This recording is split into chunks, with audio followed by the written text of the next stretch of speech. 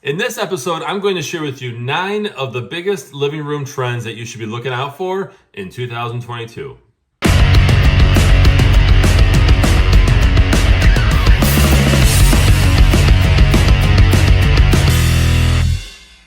Welcome everyone to this episode of the Ask Jason Gelios Show. I'm Jason Gelios, Michigan Realtor. Really appreciate you guys tuning in to this episode. It means a lot to me. If you're new to this show, go ahead and follow me on social media, or you can wait till after the show. But all those links are in the description, and be sure to visit my website. It's allabouttherealestate.com. Fill out that pop-up form to receive this show in your email once a week.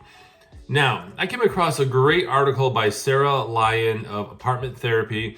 I've had the pleasure of being featured on this website multiple times by Terry Williams. Very good writer. So Apartment Therapy, I'm not endorsed by them, but I do feel that you should check out their website, apartmenttherapy.com, and look up this article. Which also, I'll put the link in the description below. But 9 of the biggest living room trends to look out for. So it's November 2021. We're approaching 2022. These trends are already starting to gain traction.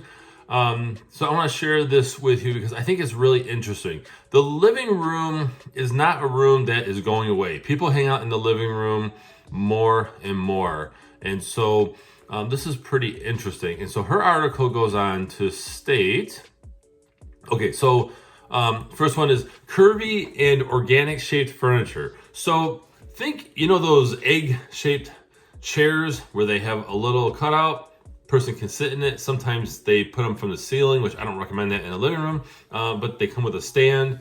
Okay, in this article, they have it hanging from a ceiling. But curvy chairs. I've seen chairs where they have a curved back. Those are actually really cool. Now, I'm a former graphic design professional, and what I can tell you is curves, circular shapes cause motion in your mind. It causes your mind it provides a continuity throughout the room, and I think that's really cool versus just square items or rectangle items. So curvy and organic shaped furniture is one. 2 is multifunctional and airy spaces. So things that feel open. Now, I'm a huge fan of rooms that feel open. I don't like to feel, choppiness in a home. I've shown homes to my buyer clients, and the house was so chopped up, it just did not have a good feel to it. And then, of course, the multifunctional space. So you see this a lot with city properties where maybe, a table folds out, but it can also be an iron board, or whatnot. There's these couches where you can lay it out however you want. I forget the name of it, but that's online. But ultimately having a space that feels open as well as it being multifunctional.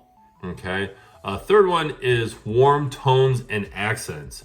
So gray is still popular, especially with investors flipping homes. But I can tell you that it can be overdone. If you have gray carpet, gray walls, gray everything, too much gray. If you have different shades of gray, that's okay. But people are craving a sense of warmth, warmer colors, earth tones, things like that. And then, of course, accents. So you're putting, the tchotchkes out, right? A nice, planter or a fake plant in the tree or a real one. Some people are even putting, guitars up on the wall. If it's done right, it's got to be done right. Artwork, things like that. Indoor plants are actually huge right now. And then the fourth one is lived-in finishes. So she goes on to state that we're seeing a return of a more lived-in look. So less stark living spaces with sharp lines, minimal accents, more layered patterns. And think a gathering spot. So that's pretty interesting. I believe this is the 5th one. Bringing the outdoors in with natural touches. This is probably my favorite, I think.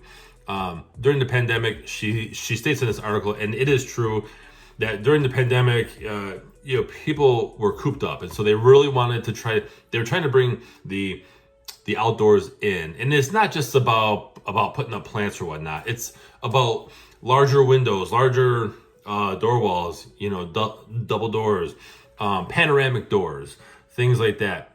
Interior architects, according to her article, are really, really focusing on that when they are doing new houses or complete remodels, okay? Another one, I think it's number 6, vintage furnishings. This doesn't surprise me when you see it on these home improvement shows where they go to flea markets and they buy furniture and they kind of clean up a little bit. Vintage is huge, and it's going to be even bigger in 2022, which obviously the price would go up for vintage. You'll be shocked on that. But they are more environmentally friendly, according to this article, and you can get these fairly easy, especially, we're facing a global supply chain shortage. And so what's happening is it's somewhat easier to find older furniture. You can even probably check your local neighborhood website if they have one, or some other apps that allow you to search, and you can find somebody giving away a dresser or something, and maybe it's something that you can make it your own. So that's huge right now because there's a lot of delays with new furniture. Another one, I think it's number 7, modern retro decor. So, people are taking more and more risks, right, with their homes, with their decorating. I always say don't go overboard with it because you always want to consider resale. However, if you're going to be in the home for a long time, or if you're okay with making it neutral when you go to sell, then go ahead and do what you like in your home. But think, boost of colors, bold patterns. She goes on to say, 70s mixed with modern clean lines to make it more contemporary. That's very interesting. This one, I think it's number 8, is reupholstery. So many people are taking existing furnitures and rather than just tossing them or buying new and waiting forever with the supply chain issue, they're reupholstering chairs, couches, things like that, footrests, things. They're just taking these things and being creative with it, which I think is really cool because from a recycle standpoint or a reuse, I forget what it's called. There's a term for that. If you know what the term is for reusing, it's not just reusing or recycling, but there's a term for it. Share that in the comments, please. But reupholstering. So they're taking original linen and blend fabrics and putting high performance ones on there. And the last one is upholstered chairs.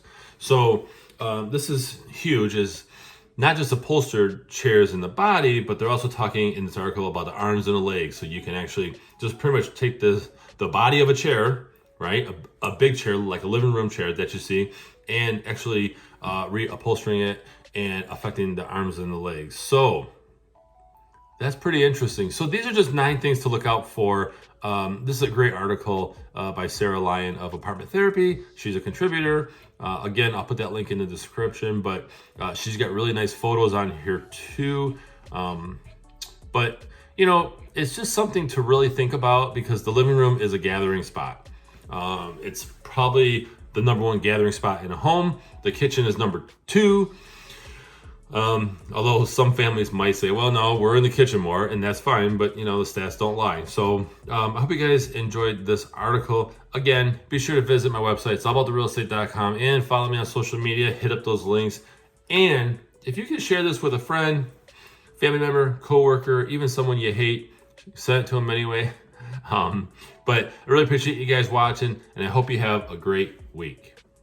Thanks everyone for watching this episode of the Ask Jason Gelios Show. Be sure to visit the links in the description below to pick up your copy of my real estate book, Think Like a Realtor. It's a little book about buying and selling residential real estate through the eyes of a realtor. It's real world advice, tips, whether you're a new agent in the business or you are a home buyer or even looking to sell a home. This is great advice. So I really appreciate it if you guys visit those links, pick up your copy, and go ahead and share a review, good or bad, if you like it, if you hate it, okay? But get your copy today. Thank you.